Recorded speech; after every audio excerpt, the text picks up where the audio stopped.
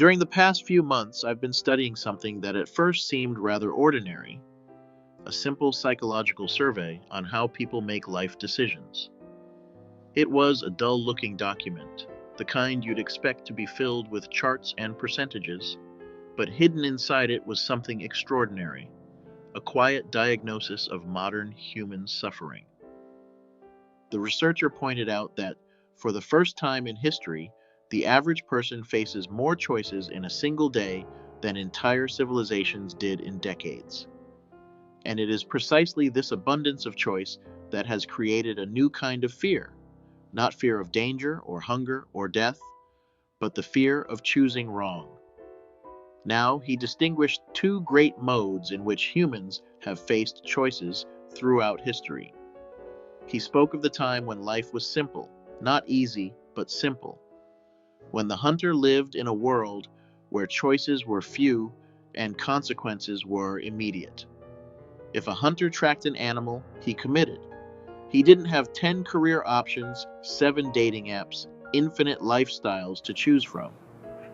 His life was a straight line from one necessity to the next, and because of this, there was very little anxiety. Danger, yes, pain, certainly, but not this strange, modern feeling of being paralyzed by possibility. The second mode, he said, came with settled civilizations, with villages, then cities, then nations. With them came professions, castes, social expectations, and the need to choose a role that fit within a greater structure. And with that structure came pressure. Choose correctly, or else you won't belong. But something new has happened now. We are neither hunters nor villagers anymore. We are something else entirely. Creatures standing in front of infinite doors, terrified that one wrong step will collapse our entire future.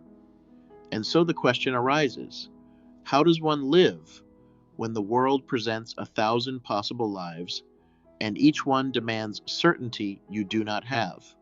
This is where the researcher's observation becomes astonishing. He explains that our fear doesn't come from the choices themselves.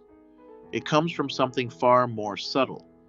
We believe there exists a correct life path, a single, perfect timeline, a destiny we are supposed to detect, like a secret code buried inside our chest. And every decision becomes a test.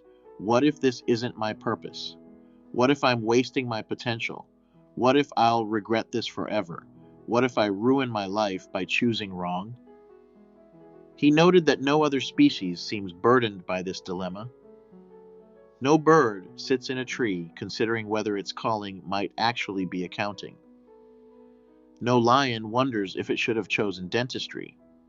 This fear is purely human, because only humans vividly imagine a future that does not yet exist, and then suffer emotionally as if that imagined future were already real. We experience the possibility of regret as if it were regret itself. The civilized mind, he said, is haunted not by the present, but by 1,000 phantom futures. This is where our problem begins, the collapse of the perfect path. The researcher then pointed to a critical moment in our cultural history, a moment that shattered the old belief that society or religion or tradition could simply tell you what to do. Once upon a time, people inherited their path. Your father was a farmer, so you became one. Your mother was a weaver, so you were too. No decision required, no existential crisis, no spirals of anxiety at 3 a.m. But today, this entire structure has broken down. We are free, but no one mentions the cost of that freedom. And so modern humans are thrown into uncertainty, forced into a kind of psychological wilderness where the map of life is no longer drawn for them. Interestingly, ancient cultures anticipated this problem long before it arrived. In India, when a man finished his social duties, he entered the stage of vanaprastha, the forest dweller, not necessarily living in a real forest, but stepping outside society's expectations, letting go of roles, titles, and identities. Not to escape life, but to finally see life without the haze of pressure. The Chinese had something similar with the Taoist sage, one who wandered the mountains, not to become wild, but to become free. The idea was simple. When the noise of society grows too loud, the soul must go where it can hear itself. And if we apply this ancient wisdom to our modern condition, we see something striking. Our fear of choosing wrong comes from listening too closely to the world and too little to our own experience. The researcher described fear as something that thrives in the gap between the present moment and the imagined future. The more possibilities a mind can conceive, the more reasons it finds to hesitate. Civilized humans, he wrote, carry the burden of excess imagination. You can imagine 20 different lives, you can imagine 100 different mistakes, you can imagine futures in which you regret something every day. And so the mind does something tragic. It mistakes uncertainty for danger, but uncertainty is not danger. Uncertainty is simply the natural state of being human, and the more you try to eliminate it, the more anxious you become, because life cannot be controlled. It can only be joined. The hunter trusted the moment, the villager trusted tradition, but the modern human tries to trust the future, a future that cannot be known, and that is where fear enters. Ancient spiritual traditions understood something modern psychology has only recently rediscovered. The more pressure you place on yourself to avoid the wrong path, the more disconnected you become from your own inner knowing. When you let the future be uncertain, you don't become lost, you become free to respond. And when you stop trying to choose perfectly, you begin to choose sincerely. Life stops being a test and becomes an exploration. The researcher noted that people rarely regret the choices they made. They regret the choices they avoided, not because those unchosen paths would have been better, but because the imagination paints them in ideal colors. Reality is imperfect. Imagination is not. And so we suffer more from fantasies than from facts. So where does this leave us? Perhaps here, that every person must at some point step symbolically into their own forest, that inner place where the noise of society fades enough for you to hear yourself again. Because in that space, without comparison, without expectation, without the illusion of a perfect life, you begin to see choices differently. You stop asking which path is correct and start asking which path feels alive. You stop trying to predict the future and start noticing what draws you, what speaks to you, what quietly lights up inside you. And in this forest, choices don't become easier, but they become clearer. The researcher suggested something subtle yet profound, that a path in life is not discovered by thinking, but by walking. That clarity comes not before the choice, but after it, not from analysis, but from experience. Trying to plan your life in advance is like trying to map a river from the shore. It only reveals itself when you step into the current. But most people never step in because they believe the river has only one correct direction, and they are terrified to choose wrong. Yet every direction in a river still flows. And so we arrive at a place the researcher described as the threshold, the moment before you move, the moment before you decide, where life feels both heavy and delicate, as if a single step might define everything. But perhaps the significance of a step lies not in where it takes you, but in the fact that you took it. Because movement in itself is how life begins to reveal what it has been waiting to show you. It is here, on this threshold, in this quiet tension between all the possible lives you could live, that the fear of choosing wrong is most powerful. And it is exactly here that something begins to shift. The moment you recognize that clarity is not something you acquire before action, but something that grows out of action. When we last explored this landscape of human hesitation, we arrived at that curious threshold, the space between where you stand and where you might go. A place filled with tension, not because the world is dangerous, but because possibility itself has become overwhelming.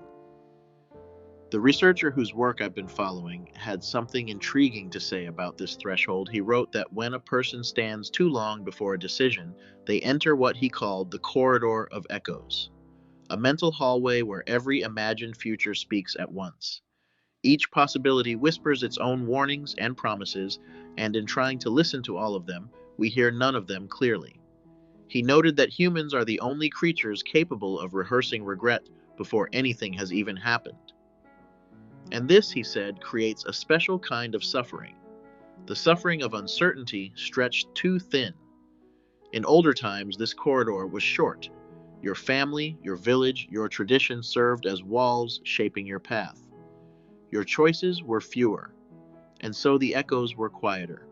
But once the structure dissolved, once the world expanded, once cultures collided, once new values emerged, the corridor stretched so far that many people now live their entire lives inside it, listening, analyzing, waiting, hesitating.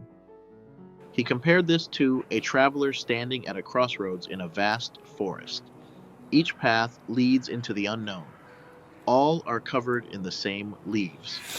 None look especially safer or clearer than the others. But the traveler, instead of taking one, tries to study them all at once by imagining what lies at the end of each. The irony is that imagination cannot see that far. It fabricates, exaggerates, distorts. It predicts consequences with the same confidence that a child draws constellations from dots in the sand. And so the traveler remains at the crossroads, watching possibilities instead of living them. The researcher made an interesting observation. Humans rarely fear the present. We fear stories we've told ourselves about the future. He said that the mind is not a predictor, it is a storyteller, a very good storyteller. So good, in fact, that it can make you feel emotions about events that have never happened and might never come to pass.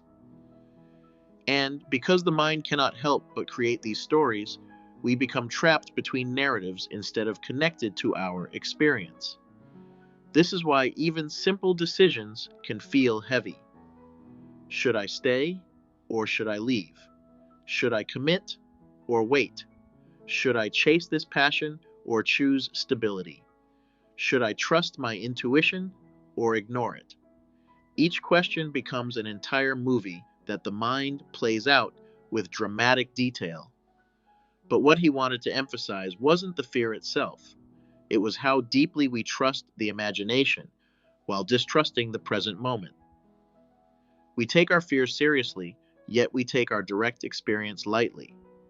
And this imbalance pulls us away from ourselves. Interestingly, he didn't view hesitation as a flaw or a weakness. He believed hesitation is a signal, a sign that your deeper intelligence has not yet been included in the decision.